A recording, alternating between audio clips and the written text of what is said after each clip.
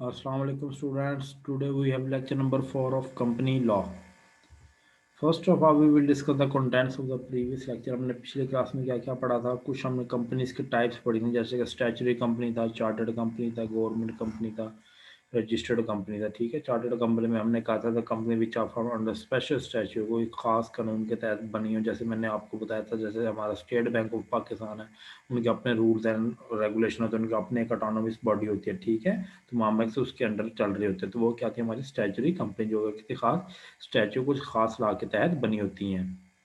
उसके बाद फिर हमने बात की थी चार्टर्ड कंपनी। चार्टर्ड कंपनी मैंने बताया था, chartered company are form by a special charter, जो कि एक खास चार्टर के तहत बनी है। जैसे मैंने यूके की एग्जांपल दी थी, जैसे वहाँ ईस्ट इंडिया कंपनी हो गया, हमारा चार्टर्ड बैंक ऑफ इंग्लैंड हो गया।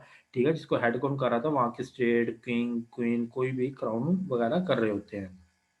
तो ये कंपनी कौन सी हमारी चार्टर्ड कंपनी थी। उसके बाद फिर हमने देखा था गवर्नमेंट कंपनी। गवर्नमेंट कंपनी क्या, जिसमें मैंने बताया government company the company which not less than 50% share held by the government, यानी कि इसके नॉट लेस देन 50, यानी कि उसके एटलीस्ट 51% शेयर गवर्नमेंट के पास होने चाहिए उस कंपनी, तो वो क्या क्या लाएगी, गवर्नमेंट कंपनी। और मैंने ये भी बताया था कि कोई भी कंपनी जो कि उस गवर्नमेंट कंपनी के नीचे काम कर रही है सब्सिडरी के तौर पर, वो भी ऑटोमेटिकली क्या बन जाएगी, गवर्नमेंट कंपनी बन जाएगी। ठीक है, उसके बाद फिर हमने देखा था रजिस्टर्ड कंपनी क्या है। रजिस्टर्ड कंपनी में हमने देखा था फिर company limited by share and company limited by guarantee. ठीक है, कंपनी लिमिटेड बाय शेयर्स क्या था, जो company whose memorandum of association की लिमिट्स कर रहा था लायबिलिटी को of its member to the amount of unpaid, यानी कोई भी अगर कंपनी वाइंडिंग अप होती है तो शेयर होल्डर की लायबिलिटी किस हद तक होगी, उसके शेयर की वैल्यू तक होती है। और एक और हमने देखा था कंपनी लिमिटेड बाय गारंटी, उसके अंदर शेयर होल्डर की जो सी लायबिलिटी है उसको कुछ शेयर के हद तक तो है ही यार, और एक्स्ट्रा अमाउंट जो है वो कंट्रीब्यूट करे टू द एसेट्स, तो वो भी इसमें क्या हो गया, वो कंपनी क्या होगी, कंपनी लिमिटेड बाय गारंटी होगी। फिर उसको हमने देखा था अनलिमिटेड कंपनी। अनलिमिटेड कंपनी क्या, जिसके अंदर लायबिलिटी क्या होती है, अनलिमिटेड होती है, लेकिन nowadays these companies are not found in the Pakistan, ये हमारे पाकिस्तान के अंदर ये कंपनीज नहीं पाई जाती। ठीक है, आज हम जो डिस्कस करने जा रहे हैं वो है listed company versus unlisted company, public company versus private company, holding company और सब्सिडरी कंपनी क्या होती है। इन तमाम कंपनी को आज हमने डिस्कस करना है। सबसे पहले हमारे पास लिस्टेड कंपनी और अनलिस्टेड कंपनी। लिस्टेड कंपनी कौन सी होगी, जिसके शेयर स्टॉक एक्सचेंज के अंदर लिस्टेड होंगे, शेयर परचेज सेल हो रहे होंगे, फ्लोट हो रहे होंगे। ठीक है, और अनलिस्टेड कंपनी कौन सी होगी, जिसके शेयर स्टॉक एक्सचेंज के अंदर लिस्टेड नहीं होंगे, वहां पे उनके फ्लोट नहीं हो रहे होंगे। ठीक है, अब यहाँ पे वो कह रहा है difference between listed and unlisted company. सबसे पहले कहता है what is listed company. Listed company क्या, listed company is the company which has share listed on any stock exchange, जिसके शेयर कहाँ पे फ्लोट हो रहे हो, कहाँ पे लिस्टेड हो, स्टॉक एक्सचेंज के अंदर, वो क्या कहलाएगी, लिस्टेड कंपनी होगी हमारी। उसके बाद वो कह रहा है in Pakistan at the moment companies are listed on 3 stock exchange. Pakistan के अंदर वो 3 स्टॉक एक्सचेंज के अंदर वो कंपनी लिस्टेड होती है। वो कौन कौन कौन सी हैं, कराची स्टॉक एक्सचेंज है, ठीक है, लाहौर स्टॉक एक्सचेंज और इस्लामाबाद स्टॉक एक्सचेंज है। तो कौन सी कंपनी जिनके शेयर स्टॉक एक्सचेंज के अंदर लिस्टेड होंगे, वो क्या कहलाएंगी, लिस्टेड कंपनी होगी। आगे वो दे रहा है हमारे एग्जांपल दे रहा है आईसीआई लिमिटेड होगा, हबीब बैंक लिमिटेड होगा, these are all kind of the listed company. उसके बाद हमारे पास अनलिस्टेड कंपनी। अनलिस्टेड कंपनी क्या है, बिल्कुल लिस्टेड कंपनी का उलट होगा। ठीक है, यानी कि वो उसके शेयर स्टॉक एक्सचेंज में लिस्टेड थे, इसके शेयर लिस्टेड नहीं होंगे। Unlisted companies are those companies whose shares are not listed on any stock exchange, जिसके किसी भी स्टॉक एक्सचेंज के ऊपर शेयर लिस्टेड नहीं होंगे, वो क्या कहलाएगी, अनलिस्टेड कंपनी कहलाएगी। And these types of companies are not allowed to trade their share through stock exchange. सारी बात है, उसके शेयर लिस्टेड नहीं है तो उनके फ्लोट ही नहीं होंगे, वहाँ पर परचेज सेल ही नहीं होंगे, स्टॉक एक्सचेंज में उनको कोई अलाउड नहीं किया जाएगा कि वो अपने शेयर की ट्रेडिंग कर सकें थ्रू स्टॉक एक्सचेंज। वो कहा जैसे हमारी पाकिस्तान स्टाइल मिल है। ठीक है, ये क्या, this is unlisted company example. उसका फर्दर इसके डिफरेंसेस बता रहा होगा था, a public listed company has actually operated subscription from public. ठीक है, वो पब्लिक लिस्टेड कंपनी है, वो जो सब्सक्रिप्शन पब्लिक से कलेक्ट कर सकती है। A public unlisted company can invite subscription from the public. ठीक है, ये भी क्या है, पब्लिक से सब्सक्रिप्शन कलेक्ट कर सकते हैं, लेकिन इसके जो सब्सक्रिप्शन है वो कम होता है। ठीक है, उसके बाद है हमारा listed public company should have at least 7 members. जो सी लिस्टेड कंपनी है उसके एटलीस्ट कितने मेंबर्स होने चाहिए, 7 मेंबर्स होने चाहिए। ठीक है, उसके बाद an unlisted company should have at least 3 members. Unlisted company के कितने मेंबर्स होने चाहिए, एटलीस्ट 3 होने चाहिए। ठीक है, लिस्टेड के हो गए 7 और अनलिस्टेड के 3। उसका कह रहा है अब listed company is required to file prospectus और declaration of form 22 for obtaining certificate for commencement of business, यानी वो कहता है कि उस लिस्टेड कंपनी को अपनी जो प्रॉस्पेक्टस है वो भी फाइल करनी पड़ती है, ठीक है। और किसके लिए? For obtaining certificate of commencement of business, business start करने के लिए। जबकि अनलिस्टेड कंपनी कहता है is required to file statement in lieu of prospectus. Prospectus में बल्कि एक स्टेटमेंट इशू करते हैं जिसको हम कहते हैं statement in lieu of prospectus and declaration from 23 for obtaining certificate of commencement of business. वो क्या इशू करते हैं? प्रॉस्पेक्टस। जबकि ये क्या इशू करते हैं? Statement in lieu of prospectus. उसको आप कह रहे हैं listed company appointment of whole time qualified company secretary is required, ठीक है, मैंडेटरी होता है। जो हाँ कंपनी का सेक्रेटरी होगा लिस्टेड कंपनी का, वो क्या होगा? वो होल टाइम क्वालिफाइड पर्सन होगा, ठीक है। या वो एसीसी का मेंबर होगा, या किसी प्रोफेशनल बॉडी का मेंबर होगा, या एलएलबी या कोई एलएलएम की डिग्री उसके पास होनी चाहिए। जबकि वो कह रहा है appointment of whole time qualified company secretary is not mandatory. Unlisted company के लिए मैंडेटरी नहीं होता। तो वो कह रहा है newspaper publication of notice is required. यहाँ पे पब्लिकेशन जो होती है न्यूज़पेपर, उसका नोटिस रिक्वायर होता है, जबकि वहाँ पर रिक्वायर नहीं होता। उसके बाद हमारे पास आ जाती है पब्लिक वर्सेस प्राइवेट कंपनी की। पब्लिक कंपनी कौन सी है और प्राइवेट कंपनी कौन सी है? पब्लिक कंपनी वही होगी जिसको पब्लिक जानती होगी। प्राइवेट कंपनी कौन सी होगी जिसको वो पब्लिक नहीं जानती होगी। Company which is not a public company is a private company. अब यहाँ पे वो कह रहा है what is the difference between public and private company. पहले वो कह रहा है public company a company whose shares are publicly traded and are usually held by a large number of share holder, यानी कि अच्छे खासे शेयर होल्डर ने कंपनी के शेयर परचेज किए हुए हैं, ठीक है। उस कंपनी को पब्लिक जानती है, तो वो कंपनी क्या कहला रही है? Public company. The usual term is public limited company, a government-owned company such as airline, public transit company, जैसे PIA हमारा PTCL, Swiggy, northern gas, SNGPL, Vawda, these are all public company। इनके शेयर पब्लिक परचेज सेल कर रही होती है। उसके बाद हमारे पास आई है private company. Business firm in private sector of an economy controlled and operated by private individual. इसको प्राइवेट इंडिविजुअल्स चला रहे होते हैं। Use also an alternative term for private limited company, वैसे हम कहते हैं। जैसे वो कहता है Habib Bank, Tapal Private Limited, जैसे private, these are all the kind of the private company. वो तो पब्लिक कंपनी कौन सी होगी? जिसके शेयर पब्लिक के पास होंगे, पब्लिक उस कंपनी को जानती है, लेकिन प्राइवेट कंपनी को नहीं जानती। उसके बाद वो कहता है फर्दर डिफरेंसेस में वो कहता है पब्लिक कंपनी क्या है? A public company can invite subscription from the public. जाहिर बात, जो पब्लिक कंपनी है वो सब अपना पब्लिक से सब्सक्रिप्शन कलेक्ट कर सकती है, क्योंकि उसे पब्लिक जानती है। लेकिन वो कहता है इसके बरस प्राइवेट कंपनी क्या? Private company can not invite subscription, वो सब्सक्रिप्शन को इनवाइट नहीं कर सकती। पब्लिक कंपनी सब्सक्रिप्शन पब्लिक से कलेक्ट कर सकती है, जबकि प्राइवेट कंपनी सब्सक्रिप्शन कलेक्ट नहीं कर सकती। उसका वो कह रहा है public company does not have restriction on transfer of share. Public company के अंदर शेयर के ट्रांसफर के ऊपर कोई रिस्ट्रिक्शन नहीं होते। मिस्टर ए अपना शेयर बी को ट्रांसफर कर सकता है, बी अपना शेयर सी को ट्रांसफर कर सकता है, सी बी को, बी ए को, ठीक है। तो पब्लिक कंपनी के अंदर ट्रांसफर ऑफ शेयर हो सकते हैं। लेकिन प्राइवेट कंपनी में वो कहता है transfer of share is restricted in a private company. जहाँ पे क्या होता है, जहाँ पे ट्रांसफर ऑफ शेयर रिस्ट्रिक्टेड हो जाता है प्राइवेट कंपनी के आगे, आप अपने शेयर किसी दूसरे पर्सन को शेयर ट्रांसफर नहीं कर सकते। उसका क्या कहता है? Public company should have at least 7 members. इसके अंदर कितने होने चाहिए? एटलीस्ट 7 मेंबर्स होने चाहिए।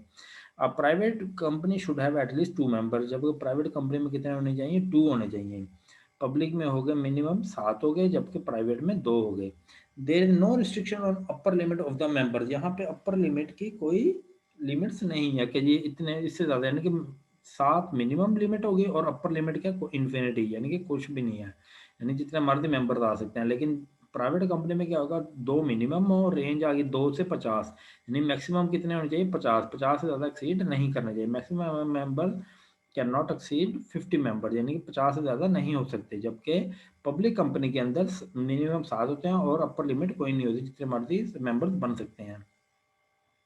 उसका वो कहता है public company is required to file its account with the registrar, ठीक है। रजिस्ट्रार के पास अपने अकाउंट फाइल करने पड़ते हैं।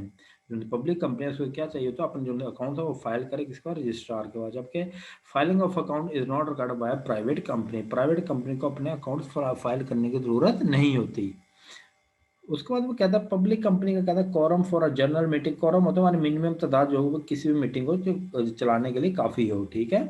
quorum for a general meeting of a public company is 2 members present in person having not less than 25% voting powers of their own account।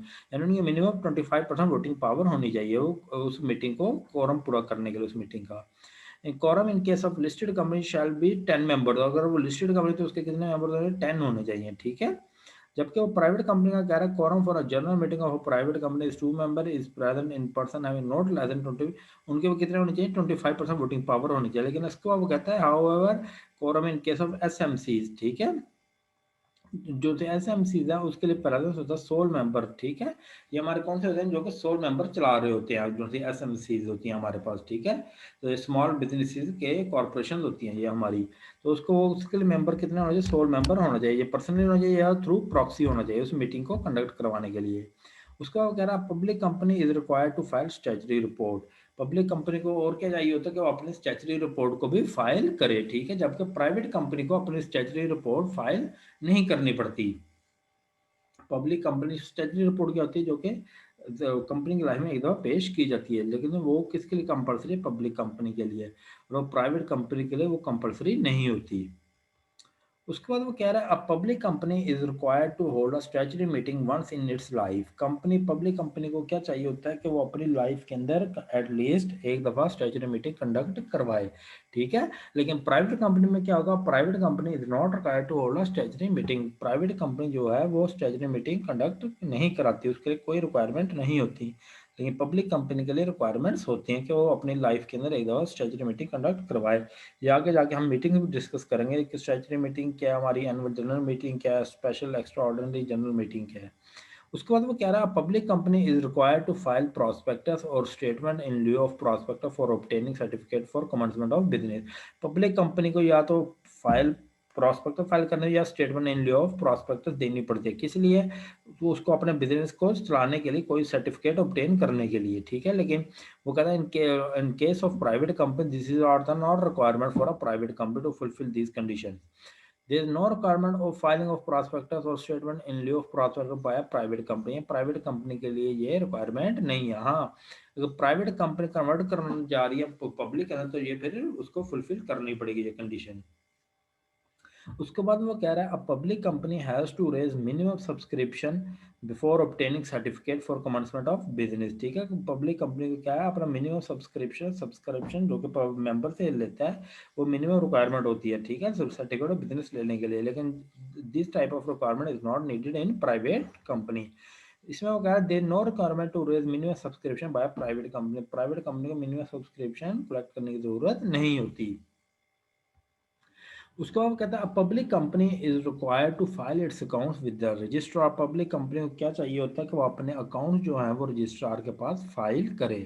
लेकिन ये filing of account is not required by private company, जो company है हमारी private उसके लिए account जो है file करने की ज़रूरत नहीं है, पब्लिक कंपनी की ज़रूरत है, वो रजिस्ट्रार इसको अपना प्रॉपर रिकॉर्ड इसका मेंटेन करेगा। उसके बाद वो कह रहा है ऑडिटर की qualification prescribe the chartered accountant, institute of chartered accountant of Pakistan जो कि हमारे ऑडिटर की क्वालिफिकेशन को प्रेस्क्राइब करता है कि जो हमारे ऑडिटर हैं वो क्या होने चाहिए, चार्टर्ड अकाउंटेंट होने चाहिए, ताकि वो अपने अकाउंट्स के ऊपर ट्रू एंड फेयर व्यू दे सके, अपने इंडिपेंडेंट व्यू दे सके, आया कि वो अकाउंट से सेटिस्फाइड है या अनसेटिस्फाइड है। अगर तो वो सेटिस्फाइड होंगे तो वो अनक्वालिफाइड ओपिनियन देंगे, और अगर वो डिससेटिस्फाई होंगे तो वो क्वालिफाइड ओपिनियन देंगे। यानी कि पब्लिक कंपनी के लिए ऑडिटर की क्वालिफिकेशन मिनिमम क्या होनी चाहिए, चार्टर्ड अकाउंटेंसी होनी चाहिए। जबकि प्राइवेट की अगर हम बात करते हैं तो वो कहता है नो क्वालिफिकेशन इज प्रेस्क्राइब, इसके लिए कोई क्वालिफिकेशन ऑडिटर के लिए कंपलसरी नहीं है, कहता no qualification is prescribe for an auditor of a private company, ठीक है, जबकि पब्लिक के लिए ये रिक्वायरमेंट जरूरी है। उसके बाद वो कह रहा है beneficial ownership of listed public company is control and reported, ठीक है, लिस्टेड कंपनी की जो बेनिफिशियल ओनरशिप होती है उसको प्रॉपर्ली रिपोर्ट किया जा रहा होता है। लेकिन in case of private company वो कहता है no reporting of beneficial ownership is required, यहाँ पे बेनिफिशियल ओनरशिप रिक्वायर्ड नहीं होती, ठीक है। अब पब्लिक कंपनी और प्राइवेट कंपनी का आपने डिफरेंस देख लिया, यानी कि जिसके शेयर पब्लिक कुछ जानती है, पब्लिक के पास फ्लोट हो रहा है, पब्लिक परचेज सेल कर रही है, that is called public company. और वही कंपनी अगर वो that is not public company वो क्या कराएगी, प्राइवेट कंपनी, जिसके शेयर पब्लिक के पास ना हो, ठीक है, उसके स्टॉक एक्सचेंज के अंदर परचेज सेल ना हो रहे तो वो क्या कहलाएगी हमारे पास प्राइवेट कंपनी। उसके बाद हमारे पास आती है होल्डिंग कंपनी और सब्सिडियरी कंपनी। ठीक है, मैं पहले इसका आइडिया दे दूं। होल्डिंग कंपनी कौन सी होल्डिंग कंपनी होती है? कंपनी जिसका which hold directly more than 50% share और voting security of a company. ठीक है, उसको जो से 50% से ज्यादा शेयर दूसरी कंपनीज के अंदर हो। उसके एसेट्स की बात मैं नहीं कर रहा, उसका शेयर होना चाहिए। सपोज कंपनी ए है, उसने कंपनी बी के शेयर्स जो है वो 50% से ज्यादा लिए हुए हैं। ठीक है, तो वो क्या कहलाएगी? Holding company. और जिस कंपनी के शेयर परचेज किए गए होंगे, ठीक है, जो हमारी कंपनी बी है, कंपनी ए ने बी के परचेज किए थे, जो कंपनी बी है वो हमारी क्या कहलाएगी? सब्सिडियरी कंपनी कहलाएगी। अब यहाँ से इसको देखते हैं। वो कहता है if one company control the other company by the way of acquire the share of the other company is known as holding company. यानी अगर एक कंपनी कंट्रोल हासिल करती है दूसरी कंपनी का, कैसे? Through acquire of share, through purchase of share of the other company, तो वो क्या कहलाती है? होल्डिंग कंपनी कहला रही होती है। ठीक है, जो परचेज कर रही है, जो परचेज हो रही होती है वो हमारी होती है subsidiary. The must acquire more than 51% share of the other company. ठीक है, वो होल्डिंग कंपनी के लिए क्या रिक्वायरमेंट होता है कि वो दूसरी कंपनी का मोर देन 50% शेयर उसने परचेज किया हो, तो वो फिर कहलाएगी होल्डिंग कंपनी। उसका वो कह रहा है one company is known as holding company. The holding company does not acquire the assets of the company. जो मैंने अभी बात किया, जो होल्डिंग कंपनी है वो उसके एसेट्स परचेज नहीं करेगी कंपनी बी के। ठीक है, वो क्या करेगी? सिंपली ये होगा, उसके ओल्ड शेयर होल्डर है ना, वो न्यू शेयर होल्डर बन जाते हैं। ठीक है, वो क्या होता है? जो होल्डिंग कंपनी है उसके एसेट परचेज नहीं करती, बल्कि उसके शेयर परचेज कर रही होती है। Holding company does not acquire the assets of the other company but it acquire only share of other company। वो सिर्फ क्या परचेज करती है? उसके शेयर परचेज कर रही होती है, उसके एसेट परचेज नहीं कर रही होती। as only shares are transferred from old shareholder to the new shareholder। ठीक है, वो ओल्ड शेयर होल्डर जो थे उसके सब्सिडरी के, वो अब किसके शेयर होल्डर बन जाते हैं? होल्डिंग कंपनी के share holder, new share holder बन जाते हैं। यानी इसके लिए क्या होता है? 51% शेयर कंपनी बी का कंपनी बी ने अक्वायर किया होता है, उसके एसेट परचेज नहीं किए होते, सिर्फ उसका 51% शेयर लिया होता है, तो वो क्या कहलाती है? हमारी होल्डिंग कंपनी। और जिसका हो रहा होता है वो शेयर परचेज, उसके वो क्या कहलाते हैं? हमारी सब्सिडरी कंपनी, जो कि होल्डिंग के अंडर आ रही होती है। अब यहाँ पर वो कह रहा है होल्डिंग कंपनी क्या है? Holding company is a company which has a control over another company by either of. यानी उसका होल्ड होता है दूसरी कंपनी को। कैसे हो सकता है? या तो उसके बोर्ड ऑफ डायरेक्टर्स को अपॉइंट कर रही होती है, उनको इलेक्ट कर रही होती है। ठीक है, उनको पावर टू इलेक्ट होती है, अपॉइंट मोर देन 50% डायरेक्टर्स की। ठीक है, कंट्रोल करने की उनको। या फिर hold more than nominal value of equity, या फिर उसके क्या किए होते हैं? उनके इक्विटी शेयर्स परचेज किए होते हैं। या फिर क्या होता है? उनका कंट्रोल था मोर देन 50% उनके पावर्स होती है टू इलेक्ट द डायरेक्टर को अपॉइंट करने की। तो वो क्या कहलाएगी? हमारे पास होल्डिंग कंपनी। ठीक है, उसको सब्सिडरी कंपनी का क्या? सब्सिडरी कंपनी क्या? वो कहता है company controlled by holding company is known as subsidiary. यानी कि जिसको कंट्रोल कौन से कर रही है? ए कंपनी बी को करे, तो बी क्या? हमारी सब्सिडरी कंपनी है, जिसको ए कंट्रोल कर रहा है। ठीक है, company control by holding company is known as subsidiary company. वो कैसे बनती है? By way of control the board of director. उसके कंट्रोल बोर्ड ऑफ डायरेक्टर कौन कंट्रोल कर रहा होता है? होल्डिंग कंपनी कर रही होती है। Hold more than a nominal value of his equity share capital by other company. इसका क्या होता है? नॉमिनल जो से शेयर इक्विटी शेयर की नॉमिनल वैल्यू है, उसको मोर देन 50% शेयर किसके पास है? दूसरी कंपनी के पास है, तो वो ऑटोमेटिकली हमारी क्या बन जाती है? Subsidiary company. ठीक है, जो होल्ड कर रही होती है that is called holding company, और जो जिसको होल्ड किया जा रहा तो वो हमारे पास क्या कहलाती है? सब्सिडरी कंपनी कहलाती है। उसके बाद वो कहता है कुछ टाइप्स ऑफ होल्डिंग है। ठीक है, होली आउंड है और पार्टली आउंड है। यानी कि आया कि हमने सब्सिडरी को होली आउंड किया हुआ है, या फिर उसको हमने पार्टली आउंड किया हुआ है। इसको अब हम देखते हैं ये है क्या। वो कहता है होली आउंड क्या है? When all the shares of the subsidiary company are held by its holding company. ठीक है, द सब्सिडरी इज कॉल्ड होल्डली ओन्ड होल्डिंग कंपनी। यानी इसका जो से all the share of subsidiary company के किसने हेल्ड किया हुआ है? होल्डिंग कंपनी ने। ठीक है, सारी का सारा शेयर किसके पास है? सब्सिडरी कंपनी को, डायरेक्टर्स को अपॉइंट करने का, तो वो किसके पास है? होल्डिंग कंपनी के पास है। तो हम कहेंगे वो जो होल्डिंग कंपनी यानी कंपनी ए जो है, वो क्या हमारे पास होली ओन्ड होल्डिंग कंपनी है। ठीक है, जबकि अगर हम बात करें कि उसका व्हेन पार्टनर ओन्ड की, वो कहता है when more than 50% share but not 100%। ठीक है, अब ऊपर वाले में हमने क्या कहा था? 100% शेयर जो था सब्सिडरी का, वो किसके पास था? होल्डिंग कंपनी के पास, तो वो बन गई थी होली ओन्ड होल्डिंग कंपनी। ठीक है, अगर हम पार्टली ओन्ड की बात करें तो वो कहता है when more than 50% share but not 100%। ठीक है, जैसे अभी हमने होल्डिंग कंपनी के पीछे एग्जांपल किया है कि उसके पास ग्रेटर देन 50% शेयर्स होने चाहिए। वो यही कह रहे हैं when more than 50% shares but not 100% of the subsidiary company are held by its holding company, the subsidiary is called partly owned holding company. यानी कि अगर सब्सिडियरी का पूरा कंट्रोल, सारा का सारा शेयर जो है उसके हेल्ड किए हुआ होल्डिंग कंपनी, तो वो वाली होल्डिंग कंपनी कहलाएगी होली ओन्ड होल्डिंग कंपनी। ठीक है, और अगर उस कंपनी का सब्सिडियरी का सिर्फ होल्डिंग अपने 50% शेयर या उससे ज़्यादा 60% 70% लिया हुआ है बट नॉट 100%, तो वही होल्डिंग कंपनी हमारी क्या कहला रही है, पार्टली ओन्ड होल्डिंग कंपनी कहला रही होती है। ठीक है, तो यानी कि इसके अंदर दो टाइप्स आ गई हैं। एक तो होल्डिंग कंपनी तो जो जो कि दूसरी कंपनी को होल्ड कर रही होती है, सब्सिडियरी जिसको होल्ड किया जा रहा होता है। आगे फिर हमने देखा होल्डी ओन्ड, अगर होल्डिंग कंपनी सारा शेयर होल्डिंग कंपनी के पास है तो वो होल्डिंग ओन्ड है, और अगर 50% से ज़्यादा तो वो क्या है हमारे पास, पार्टली ओन्ड होल्डिंग कंपनी कहला रही होती है। Okay, thank you.